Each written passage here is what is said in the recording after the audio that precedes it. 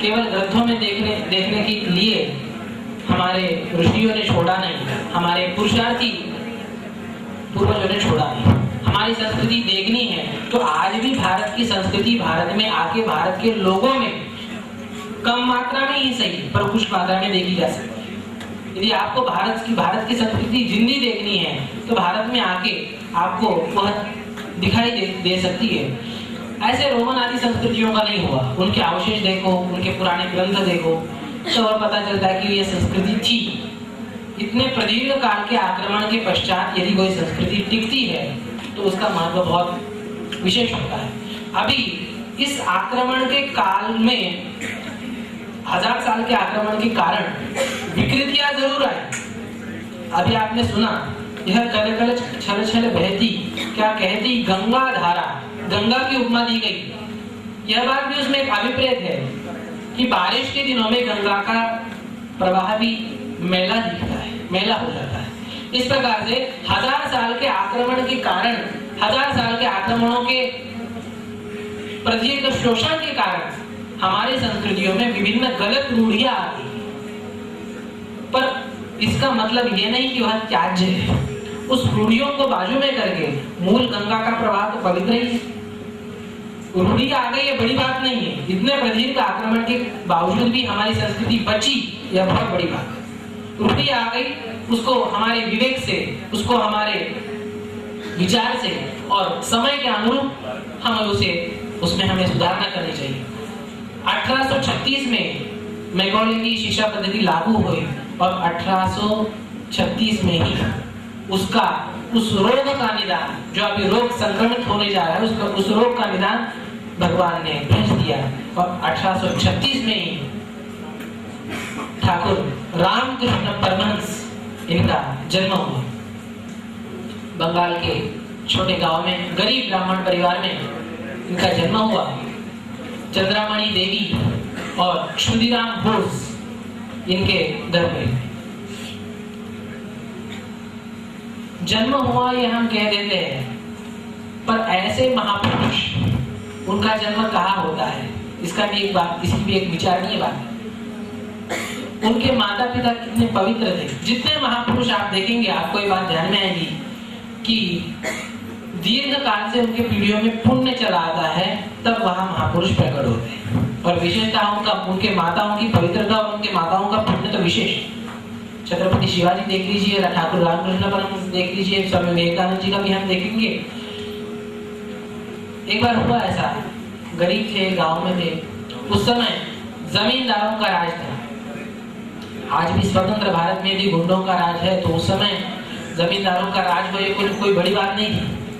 तो जमींदारों का राज था और वहां का जमींदार क्षुदीराम जी को आके उसने धमकाया कि आपको हमारे लिए इस प्रकार की साक्ष्य देनी है, इस प्रकार आपको कल कोर्ट में जाके यह बात कहनी है मेरी ओर से।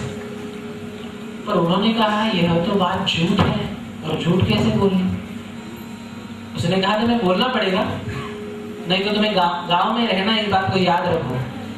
अब ये पॉलिटिकल याद रखो, बहुत डेंजर होता है। तो उन्होंने, उन पति पत्नी ने रात भर विचार किया कि झूठ कैसे बोले, भगवान की शपथ ले और झूठ बोले। इस बात को, यह बात उन्हें जची नहीं।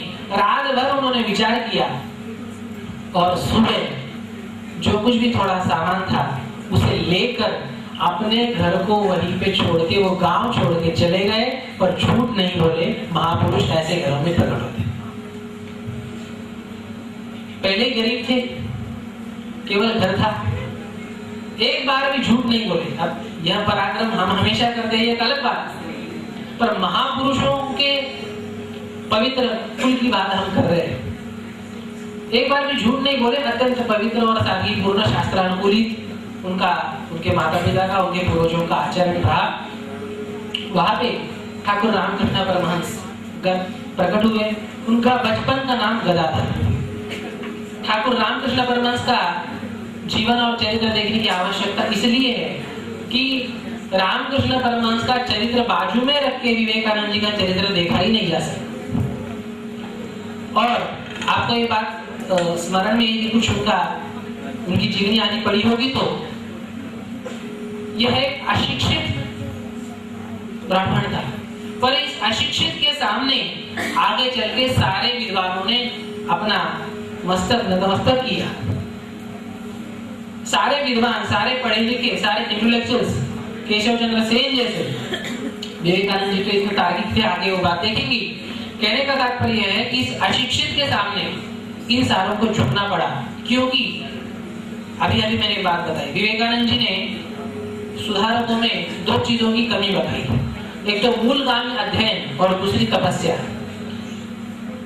ठाकुर रामकृष्ण के जीवन में, जैसे हमारे यहाँ महाराज जी कहते हैं, वैसे बंगाल में ठाकुर कहते हैं, तो ठाकुर रामकृष्ण देव के जीवन में उनका जो ज्ञान था वो अनुभवात्मक ज्ञान था, पढ़ाई लिखाई का नहीं। बाद में उनके जीवन में अध्ययन हुआ, उनके गुरु आए, कैसे आए हम देखेंगे, पर इस अशिक्षित के सामने सारे सुशिक्षितों ने अपना समर्पण किया है, इसलिए इनका चरित्र, इनका जीवन देखना नितांत आवश्यक है।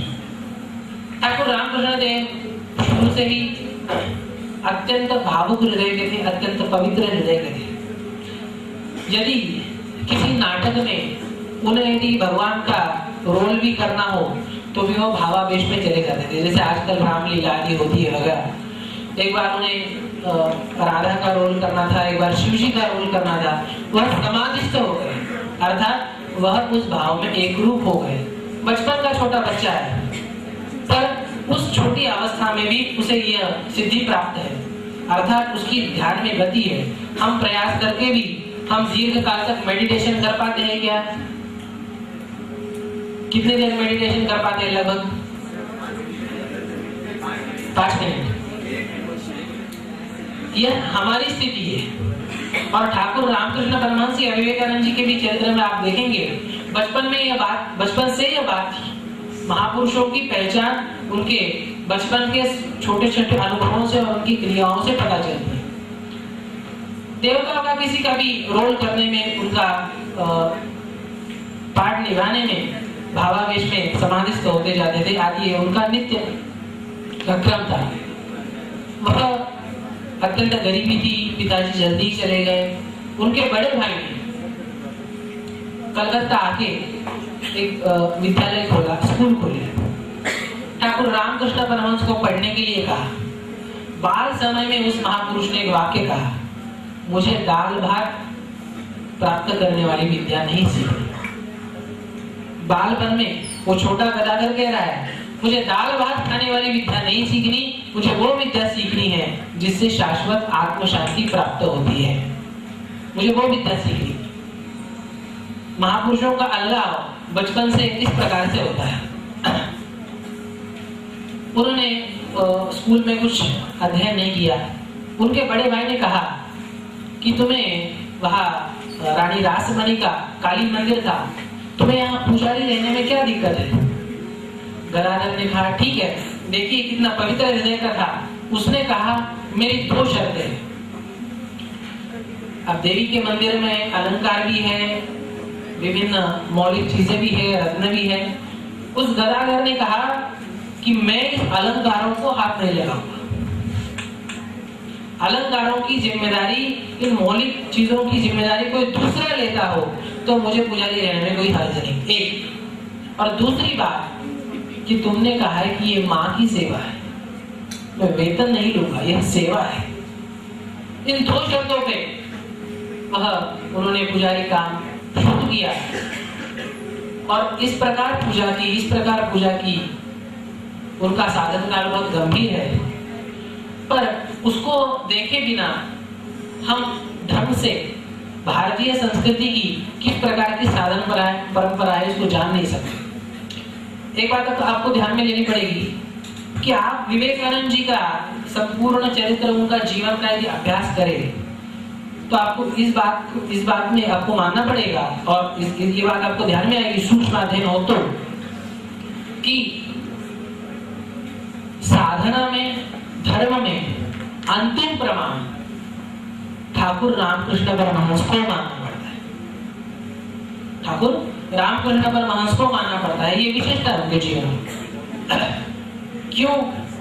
क्योंकि स्वामी विवेकानंद जी शुरू से तार्किक बुद्धि, विदेशी शिक्षण और अत्यंत जो देखा उसी पे विश्वास करने वाले थे, और उसका किस प्रकार से बाद में अंतर भी आता गया इसको हम देखेंगे। पर विवेकानंद जी के कुछ सर्टन चीजों को लेके आप किसी उसको पकड़ के यदि आप बैठे तो दिशा गलत भी हो सकती है। इसलिए रामकृष्ण की दृष्टि से विवेकानंद जी के उपदेशों को, विवेकानंद जी के भाषण को, विवेकानंद जी के क्रियाओं को समझना पड़ेगा। एक तो विवेकानंद जी का अधिकार बहुत ऊंचा था, गंभीर बात है।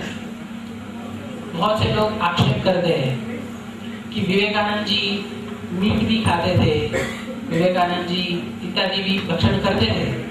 पर इस बात को ध्यान देना आवश्यक है, ठाकुर रामकृष्ण परमहंस जब पहली बार विवेकानंद जी से मिले तब उन्होंने कहा कि तुम अधिकारी महापुरुष हो,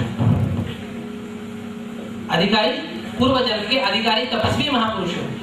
इस बात का एक और भी विवेकानंद जी के जीवन में आगे आने वाली बात है, पहले उसको ये कर देता हूँ। स्वामी विवेकानंद जी को बचपन से जब वो सोते थे तब उन्हें अपने भ्रू मध्य में, दोनों भुवों के बीच में उन्हें तेज का बिंदु दिखाई पड़ता था, और जब सोते थे तब धीरे धीरे वो सारा तेज का बिंदु मेरे शरीर में व्याप्त हो रहा है, इस प्रकार से उन्हें महसूस होता था। और इसी अवस्था में उन्हें नींद लग जाती थी। उन्हें ये लगता था कि सबको ऐसी ही नींद लगती होगी, उन्हें कुछ विशेष नहीं लगता था उसमें। कहने का तात्पर्य क्या है, इससे यह सिद्ध होता है कि उनकी स्टेज जन्म से ऊंची है, और उस ऊंची अवस्था में पहुंच के प्राइमरी नियम शिथिल हो जाते हैं। इसलिए विवेकानंद जी की किस बात को किस प्रकार से ग्रहण करना है, इस बात को हमें ध्यान देना पड़ेगा। विवेकानंद जी के कुछ भाषणों में हमें कुछ निषेधात्मक स्वर दिखाई देता है, पर उसको ठाकुर रामकृष्ण के उद्देश्य से टैली करना पड़ेगा, इसलिए उनकी साधना काल देखना है। ठाकुर रामकृष्ण परमहंस जब पुजारी नियुक्त हो गए, उसके पश्चात उन्होंने साधना आरंभ की। केवल पूजा नहीं की, वो केवल सामान्य उनकी ड्यूटी नहीं की, वो पूजा तो करते थे और उसके साथ साथ उनकी स्वयं की साधना भी हुई। साधना उन्होंने प्रारंभ करी, साधना में धीरे धीरे उन्हें अनुभूति आई और अत्यंत व्याकुल होकर भगवान को पुकारने लगे, भगवती को पुकारने लगे, माँ को पुकारने लगे। और उनका यही कहना था कि माँ तुम मुझे दर्शन कर दोगी। यह केवल भाव से सुनने लायक प्रसंग नहीं, ये आत्मसात करने लायक प्रसंग है। आजकल डिफरेंट वेज है, पर एक बात को ध्यान देने की जरूरत है कि भगवान की प्राप्ति करनी है तो उसका एक ही उपाय है, व्याकुलता। व्याकुलता के अलावा और किसी मार्ग से भगवान की शाश्वत प्राप्ति नहीं हो सकती। इसलिए योगा, मेडिटेशन, कर्मयोग एंड वेदांता, ये सब बातें हैं। आप फिलोसॉफी का वही स्वयं स्टूडेंट हो, पर भगवान की यदि शाश्वत प्राप्ति करनी है तो उसके लिए भक्ति, और भक्ति की भी सर्वोच्च अवस्था व्याकुलता, यही सर्वोच्च उसका साधन है। व्याकुलता से भगवान मिलते हैं, व्याकुलता के अलावा भगवान को वश करने का और कोई उपाय नहीं है। और यदि कोई दावा करता हो तो वो फैक्शनेबल स्पिरिचुअलिज्म है। मूल बात को ध्यान देने की जरूरत है। इसलिए गोस्वामी तुलसीदास जी ने बात कही, सब साधन है शून्य समान और भक्ति अंक समान। इस बात को रंजक ढंग से उन्होंने रखा है। भक्ति का अंक है, आंकड़ा है, कोई भी आंकड़ा ले लीजिए, और और बाकी सब साधन शून्य है। भक्ति का आंकड़ा है तो उसके सामने योग का आप 0 लगा दीजिए, कितने बन गए? 1 का आंकड़ा है, उसके सामने आपने 0 लगा दिए, कितने बन गए? 10। भक्ति रूपी आंकड़े के सामने आपने एक साधन रूपी 0 लगा दिया, 10 हो गए। उस भक्ति के साथ साथ आप वेदांत की भी साधना कर रहे हो और एक 0 लगाए, उसकी कीमत और बढ़ गई, 100 हो गई। उसके साथ साथ आप कर्मयोग का भी आचरण कर रहे हैं, कर्मयोग की भी साधना कर रहे हैं और एक 0 लग गया, 1000 हो गए। मूल्य बढ़ रहा है, साधनों का मूल्य है, पर यदि भक्ति के अंक को यदि निकाल दिया जाए तो उन शून्यों का मतलब नहीं रहता। अर्थात सारे मार्गों में सत्य का अंश है, पूर्ण सत्य आपको वहीं पे मिलेगा। इसलिए मैंने ये कहा कि दोनों में टैली करना है तो उपदेशों में अंतिम प्रमाण ठाकुर रामकृष्ण परमहंस है। उन्होंने व्याकुलता से, उन्होंने भक्ति से माँ को पुकारा और रोज रात जब सायं आरती होती थी, सायं उपासना होती थी, सायं प्रार्थना होती थी, तो रो रो के चिल्लाते थे कि माँ जिंदगी का एक दिन आज बर्बाद गया, आज भी तुम्हारा दर्शन नहीं हुआ। इतनी व्याकुलता, और रोते थे तुम कब दर्शन दोगी। व्याकुलता से जब दीर्घ काल तक रुदन करने लगे, उसके पश्चात अब बीच बीच में उन्हें माता जी के चरणों का दर्शन होता था, माता जी के अलंकार आदियों का आवाज आता था, माता जी की अनुभूति होती थी, पर संपूर्ण उन्हें सगुण दर्शन नहीं हुआ था। और जब वो अत्यंत व्याकुलता की अवस्था में पहुंचे तो एक दिन मंदिर में माँ के हाथ की तलवार उठाई और उनका दर्शन नहीं हो रहा, इसलिए जीवन व्यर्थ है, ऐसा सोच के अपने गले पे मारने के लिए जब उद्यत हुए, तभी माँ प्रकट हो गई और माँ ने उन्हें सगुण दर्शन दिया। साक्षात जगदम्बा उनके सामने प्रकट हो गई। उनकी दीर्घकाल की इच्छा वह पूरी हो गई। केवल व्याकुलता से भगवान मिलते हैं, इस बात का हमने चिंतन देखा। अब देखिए, भगवान की कृपा हो तो उसके पश्चात किस प्रकार से हमारी सारी जिम्मेदारियां भगवान निभाते हैं, इस बात को देखना है। ठाकुर रामकृष्ण परमहंस के जीवन में भगवती का उन्हें दर्शन हुआ, उनकी भौतिक आवश्यकताओं की पूर्ति तो हुई, पर उनकी आध्यात्मिक आवश्यकताओं की भी पूर्ति हुई। आजकल एक बहुत फेमस क्वेश्चन है, गुरु करने चाहिए या नहीं करने चाहिए। गुरु कैसा है, कौन है, कितना अच्छा है, अपने को तो कुछ पता नहीं, और कोई गलत सलत के गले में अटक गए तो फिर दिक्कत है। ठाकुर रामकृष्ण परमहंस के जीवन को यदि आप बारीकाई से देखोगे तो आपको ध्यान में आएगा, उन्होंने गुरु किया नहीं, उन्होंने अपने भक्ति का बेस बढ़िया रखा, उन्हें ढंग के बढ़िया गुरु दिलवाने का काम भगवान को करना पड़ा। अर्थात यदि अपनी मॉरलिटी, अपनी भक्ति, अपने यदि दैवी गुण यदि अच्छे हैं तो अच्छे गुरु आपको दिलवाने का काम भगवान करेंगे, आपको गुरु के पीछे भागने की जरूरत नहीं। इसलिए महत्वपूर्ण बात यह है कि हम हमारा साधन, हम हमारी भक्ति, हम हमारे जीवन को पवित्र रखें। यदि आप पवित्र रखते हैं तो आपकी इस आध्यात्मिक आवश्यकता को पूर्ण करने का दायित्व भगवान का बनता है। फिर वो चूज करेंगे और आपको दिलवाएंगे, और भगवान चूज करेंगे तो उसमें गलती नहीं होती, हम चूज करते तो उसमें गलतियां होती। इसलिए हमारा जीवन पवित्रता पूर्वक रखते हुए भगवान की यदि आराधना यदि हम ढंग से करते हैं तो ये प्रॉब्लम सॉल्व हो जाता है। ठाकुर रामकृष्ण परमहंस ने अपनी साधना, अपनी भक्ति आगे करी, बढ़ाई, तो उन्हें आगम मार्ग में अर्थात तंत्र मार्ग सात्विक भी है, तामस भी है।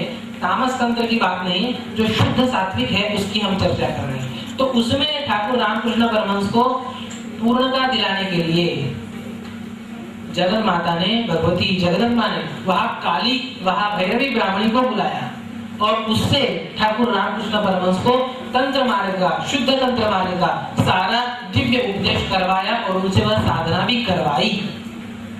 ठाकुर रामकृष्ण परमहंस कुछ जानते नहीं थे, अशिक्षित भी थे, पर केवल एक भक्ति का बेस था और माता जी ने उसको, उनके जीवन की जितनी भी आध्यात्मिक और भौतिक कमियां थी उनको सबको पूर्ण किया। अब आगे देखिए, तंत्र मार्ग की साधना की तो भी अभी आपने सुना परिचय में, वेदांत का जब तक अध्ययन, अनुशीलन और उसका साधन, उसकी साधना नहीं होती तब तक परमानंद की प्राप्ति नहीं हो पाती। स्वामी विवेकानंद जी ने भी यही बात अपने जीवन में उपदेश के रूप में कही। तो अब वेदांत की बात रही, वेदांत की उनकी पढ़ाई लिखाई करवाने के लिए हिमालय में 40 वर्ष तप करने वाले तोतापुरी महाराज, वह रामकृष्ण परमहंस को सिखाने के लिए आए। रामकृष्ण परमहंस कहीं नहीं गए। इस प्रकार के केवल 2 उदाहरण आपको मिलेंगे जिनके जीवन में शास्त्रों का अध्ययन नहीं, कोई गुरु नहीं, पर बाद में उनके ऊपर कृपा हो गई। एक तो संत तुकाराम महाराज और दूसरी मीराबाई। शास्त्रों का अध्ययन नहीं, केवल एक परम विश्वास, और इस विश्वास के बल पे जितनी भी खामियां हैं वह सब पूरी हो गई।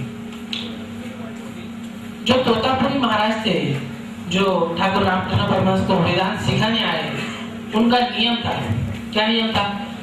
सन्यासी थे, साधु थे, नागा साधु, 3 दिन के ऊपर किसी स्थान में रहना नहीं, 3 दिन के ऊपर। और वह साधु ठाकुर रामकृष्ण परमहंस के सानिध्य में आके लगभग 1 साल अर्थात 11 महीने रहे।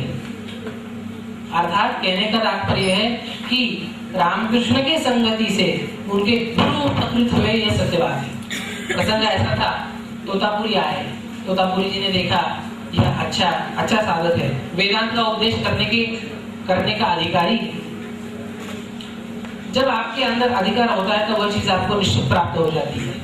तोतापुरी जी ने पूछा कि भाई तुम वेदांत पढ़ोगे?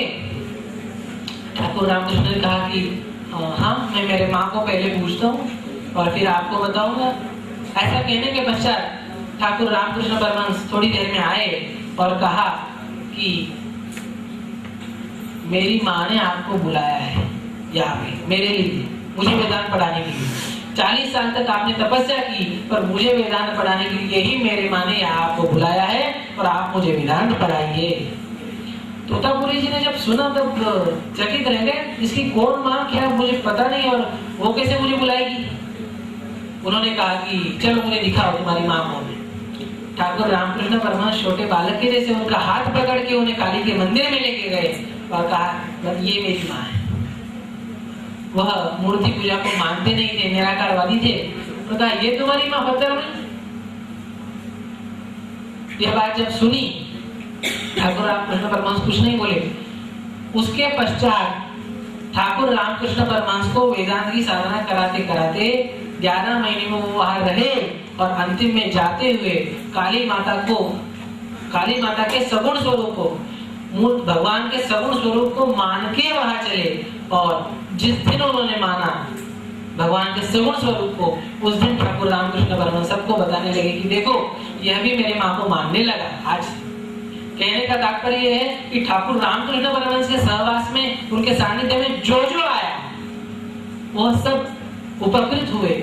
उनको पढ़ाने आने वाले गुरुजी भी और उनके जितने भी महापुरुष है, सामान्य लोग हैं, सब उपकृत हुए।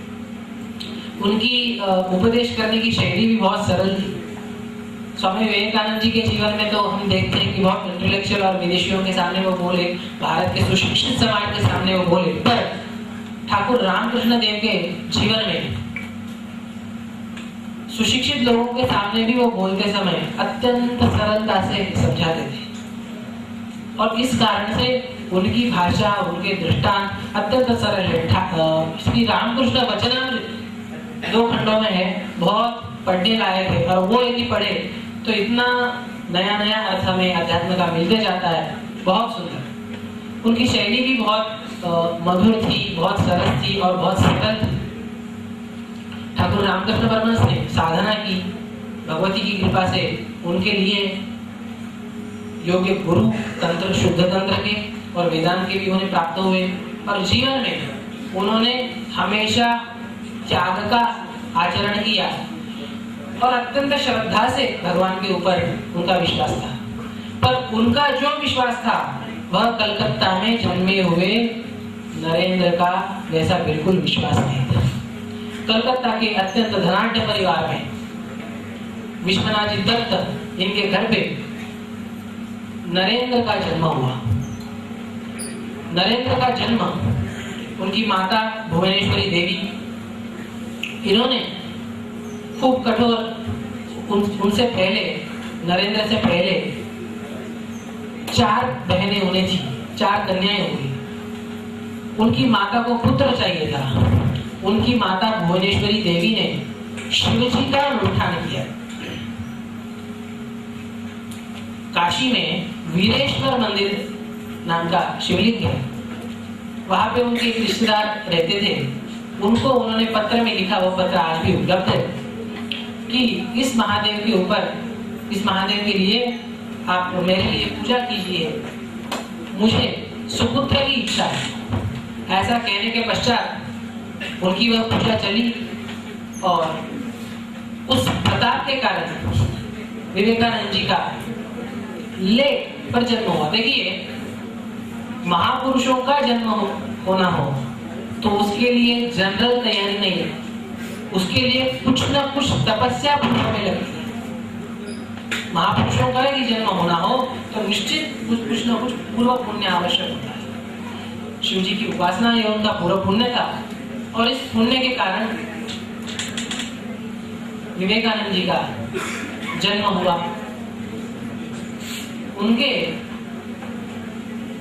जब उनका जन्म हुआ तो बचपन से बालक अत्यंत अलौकिक है। इस प्रकार का प्रत्येक लोगों को आने लगा। बहुत हठीला, बहुत नटखट, इस प्रकार का स्वभाव उनका बचपन से। स्वामी विवेकानंद जी के जीवन में कोई बात प्रत्यक्ष देखे बगैर, कोई बात अपने अनुभूति के बल पे घिसे बगैर वो उस पर विश्वास नहीं करते थे।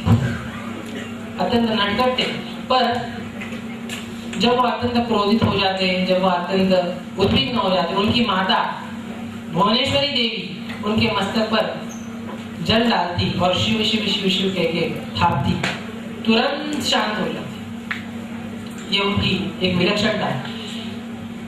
नरेंद्र अत्यंत कटकट थे, नटखट थे। उनका बचपन का नाम वीरेश्वर, वीरेश्वर की कृपा से वो उत्पन्न हुए, इसलिए उनका नाम वीरेश्वर रखा गया। फिर बंगाली शैली से वीरेश्वर का विले हो गया। ये विले अत्यंत चंचल था, पर अलग अलग खेल खेलते हुए इसे एक खेल का व्यसन था और उस खेल का नाम है ध्यान का खेल। विभिन्न खेल खेल रहे हैं, पर उसमें ध्यान का खेल खेलना। क्या करते थे सब बच्चे, सारे छोटे बच्चों को इकट्ठा करता और सारे छोटे बच्चों को इकट्ठा करके ध्यान लगाने के लिए बैठता। अब दूसरे बच्चों को लगता कि ये भी दूसरे खेल जैसा ही खेल है, पर इस विले को उसमें रस आता और दूसरे बच्चे इसलिए करते कि ये इसे पसंद है।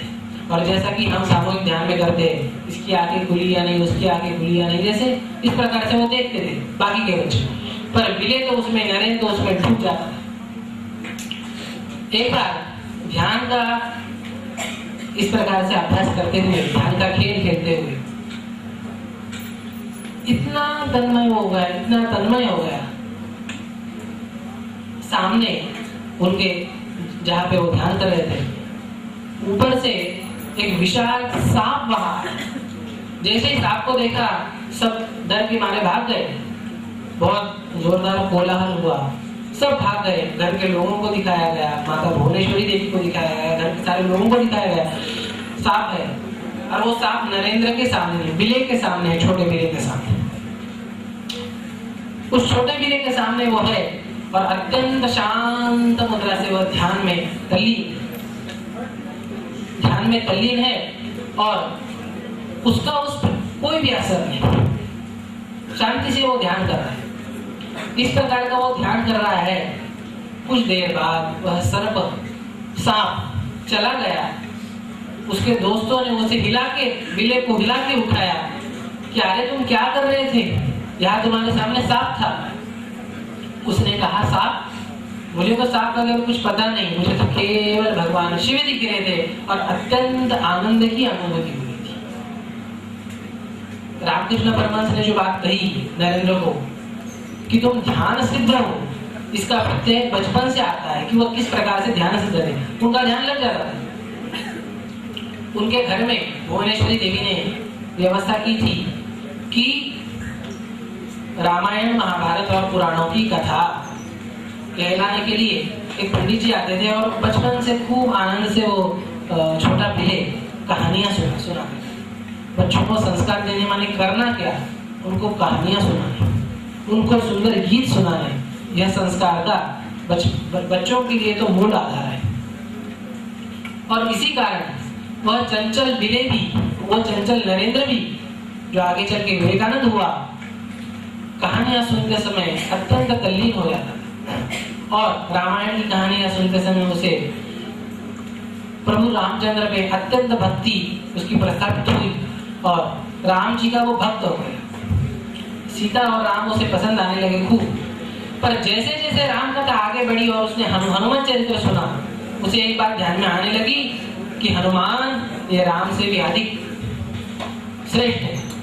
राम जी भी रोते हैं पर हनुमान जी रोते नहीं। उसने उसे ही पकड़ लिया एक बार पंडित जी से उसने पूछा कि मुझे हनुमान कहाँ मिलेगा।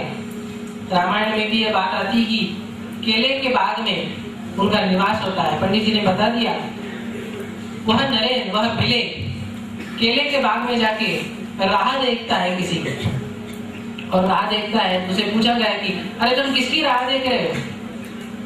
उसने कहा वो हनुमान।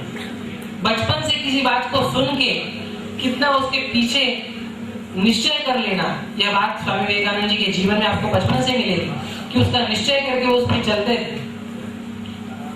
तो वह राह देखने लगे। बहुत पूरा दिन उन्होंने राह देखी, उन्हें कुछ मिला नहीं। घर पे आए, उन्होंने माता जी को कहा कि ऐसा ऐसा हुआ, मुझे हनुमान जी मिले नहीं। माता जी ने कहा अरे राम जी ने किसी काम से उसे भेजा हुआ। हाँ, फिर ठीक है। उसके मन राम जी के बाद में विवेकानंद जी का जो श्रद्धा स्थान हुआ हनुमान जी, अंतिम तक उन्होंने ये बात अपने भाषणों में कही कि इस देश को इस महावीर की पूजा की आवश्यकता। बचपन में उनके दिल में ये बात धस गई और अंतिम तक उन्होंने इस बात का आग्रह रखा। ये जो घर में कथा पुराण आदियों का प्रसंग हम सुनते हैं, यह सामान्य बात नहीं है। विवेकानंद जी ने अपने मद्रास के भाषणों में एक जगह पे कहा है कि संपूर्ण रामायण और महाभारत के सद्गुणों का मूर्तिमान रूप यदि आपको देखना हो तो आपको वो छत्रपति शिवाजी महाराज में मिलेगा। और वह शिवाजी महाराज भी बचपन में रामायण और महाभारत की कथाएं सुना करते थे। जिन्होंने अपनी परंपरा की सुंदर कथाएं सुनी, उनका चरित्र आगे चल के उज्जवल हुआ, इस बात का इतिहास साक्षी है।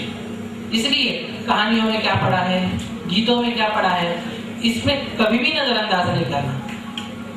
बच्चों को संस्कार, बालकों को संस्कार देना, इसका मुख्य आधार कहानियां ही है। विवेकानंद जी हो, छत्रपति शिवाजी महाराज हो, इनके जीवन में आपको यही देखने मिलेगा कि बचपन से उन्होंने श्रवण किया। हमारे यहाँ श्रवण भक्ति प्रथम भक्ति है। और मैंने कहा कि इंग्लिश में जैसा वेल रेड ऐसा वर्ड है, वैसे हमारे यहाँ बहुश्रुत शब्द है। अंग्रेजी में कहा जाता है कि अच्छा पढ़ा हुआ, और हमारे यहाँ अच्छा माना जाता है बहुत सुना हुआ। इन दोनों दृष्टियों में अंतर है।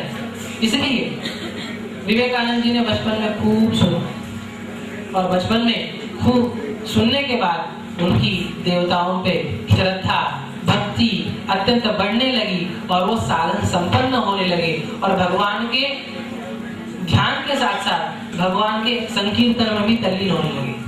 आपको इस बात का पता है कि स्वामी जी का गला बचपन से अत्यंत मधुर था। वायलिन जैसा जिनका मधुर कंठ है, अत्यंत तेजपुंज जिनकी आभा है, ऐसा वर्णन जिनका उनके विदेशी भक्तों ने किया है। इतना उनका मधुर कंठ, अंतिम तक भजन से रिझाते रहे। और स्वामी विवेकानंद जी की अर्थात उस बालक नरेन की आप ये बात आगे देखेंगे, उनका संगीत का ज्ञान इतना गहन था, और केवल ज्ञान नहीं था, उन्होंने संगीत की ओर कला की दृष्टि से नहीं देखा, उसकी ओर भी उन्होंने साधना की दृष्टि से देखा।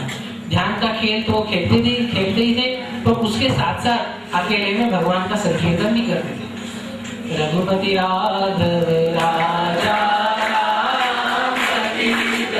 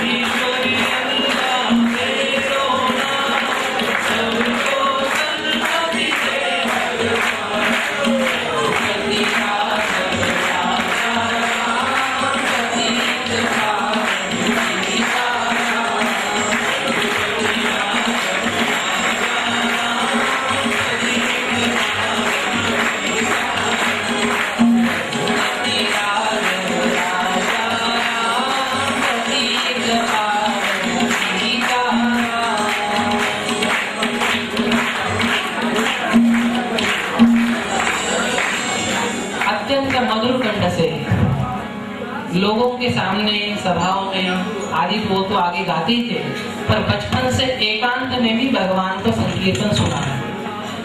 उनका संगीत का ज्ञान कैसे था? उन्होंने एक सहलेखक के साथ अपने युवावस्था में संगीत के ऊपर किताब लिखी है। वो किताब आज उपलब्ध भी और सबसे ज्यादा शास्त्रीय संगीत पे उन्होंने लिखा है, आगे की बात है।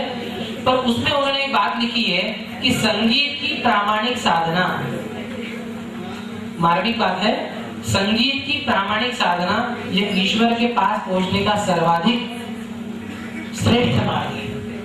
संगीत की प्रामाणिक साधना, संगीत का ज्ञान बढ़िया था, ध्यान का खेल खेलते थे, भगवान के ऊपर निष्ठा थी, कथा सुनने के कारण मन अत्यंत धार्मिक था। और यह नरेंद्र बचपन से अत्यंत पराक्रमी और साहसी था। उनके आयु के 6 वर्ष की एक बात है, एक बार अपने मित्रों के साथ बाजार में मेला लगा था, तो मेले में गए थे, वापस आ रहे थे, हाथ में कुछ सामान था और अचानक जोर से चीख सुनाई दी, गया गया गया। हुआ ऐसा था कि सामने से जोर से घोड़ा गाड़ी आ रही थी और घोड़ा गाड़ी के सामने छोटा सा बच्चा, अत्यंत नन्हा सा बच्चा उसके सामने खेल रहा था और वो अभी घोड़ा गाड़ी के नीचे चला ही जाएगा, इस प्रकार की स्थिति थी। और सारे लोगों ने जोर से चीखा। जब इस प्रकार से, जैसा आपने चीखा वैसे इस प्रकार से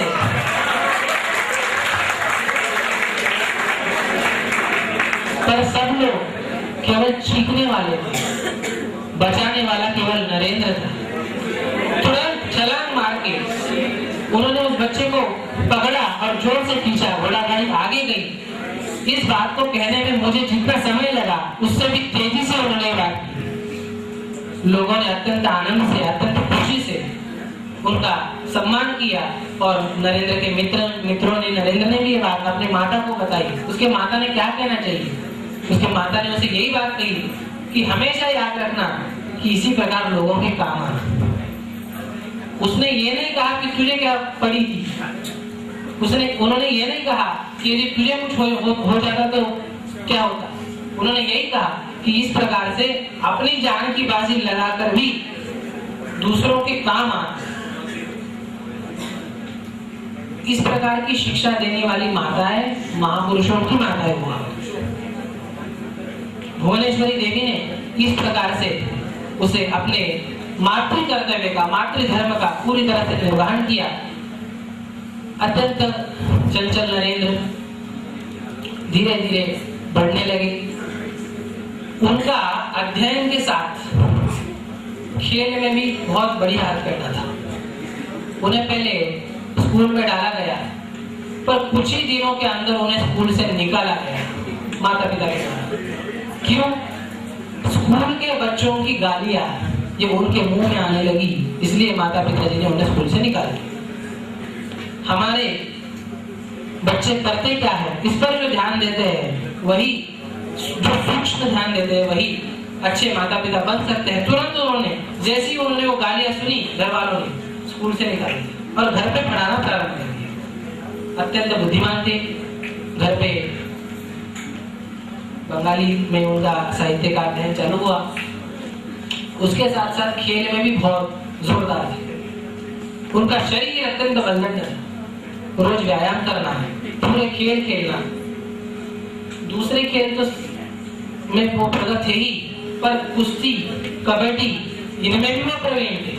और लाठी चार्ज तो इस प्रकार करते थे कि उनके साथ लाठी खेलने के लिए उनसे उम्र में बड़े भी यदि कोई उनके सामने आते थे, उन्हें कोई हरा नहीं सकता। इस प्रकार का उनका खेल में हथकंडा था। और वो अंतिम तक यही बात कहते हैं कि जिन युवाओं के हाथ में ताकत नहीं है, वह देश के लिए कुछ कर नहीं सकते। इसलिए यह बात उनके जीवन में पहले स्वयं थी। क्या हुआ? खेल में अत्यंत प्रवीण, बढ़िया खेल खेलते थे और इस प्रकार खेलते हुए अपनी विभिन्न शिक्षा के अंगों का भी उन्होंने किस प्रकार से विकास किया, इसका निरूपण, इसका चिंतन, इसका विचार हम कल के सत्र में करेंगे। आज बहुत ज्यादा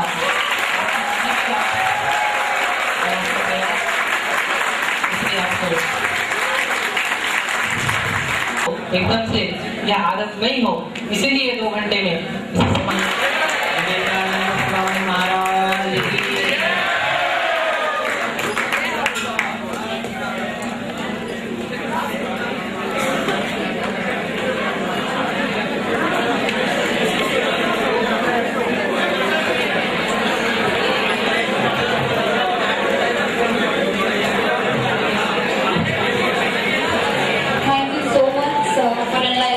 with your divine thoughts. By another set of words, I would like to end this session, that is, talk to yourself once in a day. Otherwise, you may miss meeting an excellent person. Now, I would request everyone to stand up for national anthem.